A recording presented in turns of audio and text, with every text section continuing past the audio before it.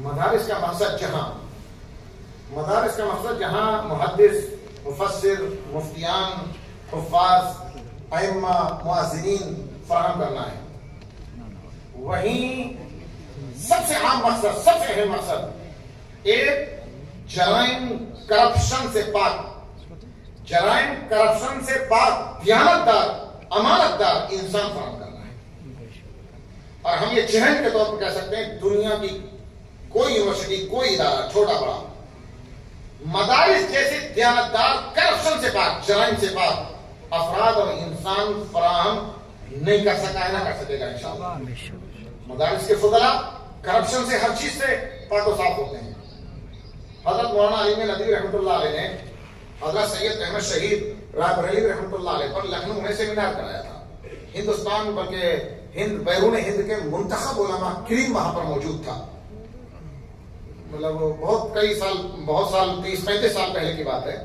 ہندوستان کے ایک مشہور سیاستدان تھے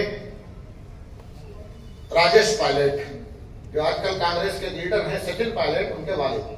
1992 میں جس وقت میں بابری مسجد کا حادثہ پیش آیا ہے، اس وقت میں انڈین ہوم منسٹر وہی تھے، اور دارالعلوم دیوبند میں اس وقت وہ آئے تھے، انہوں نے تقریر کی تھی، وہ ہمیں تقریر یاد ہے، انہوں نے کیا کہا تھا۔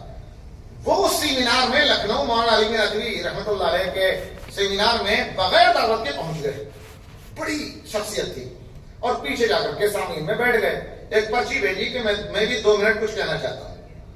مولانا علی ندوی صاحب نے ان کی حیثیت کو، ان کی شخصیت کو، بڑے سیاسی تھے اور کانگریس میں اہم ان کا رول تھا، ہوم منسٹر رہے، معمولی عہدہ نہیں ہے وہ، ان کی اہمیت کے پیش نظر ان کو موقع دے دیا کہ آئیے آپ 2 منٹ اپنی بات کر سکتے ہیں۔ تو انہوں نے کہا کہ میں صرف اتنی بات کہنے آیا ہوں کہ آپ لوگ سیاست میں بھی حصہ لیں، کیونکہ میں دیکھ رہا ہوں سیاست کے اندر بیٹھ کر کہ سیاست میں کرمنل، جرائم پیشہ، کرپٹ قسم کے لوگ کثرت سے آ رہے ہیں، اور ایک زمانہ آئے گا کہ سیاست میں جرائم اور کرپشن سے پاک شخصیت کو ڈھونڈنا انپا ہو جائے گا۔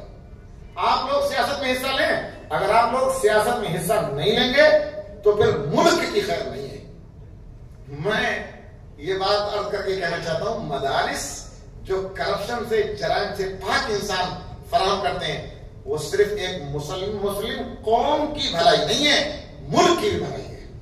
اور ملک کے اوپر یہ مدارس کا ایک عظیم احسان ہے کہ وہ ایماندار ایک بہت بڑا طبقہ اور ایک بہت بڑی ٹیم، پوری قوم یہ مدارس فراہم کر رہے ہیں۔ چاہے جو ملک کے ٹھیکیدار اپنے آپ کو کہلاتے ہیں وہ بھی جانتے ہیں اس بات کو، لیکن اپنے سیاسی مقاصد کے تحت مدارس کے خلاف زہر اگلتے ہیں، وہ اس کا بھی ہمیں دفاع کرنا ہے۔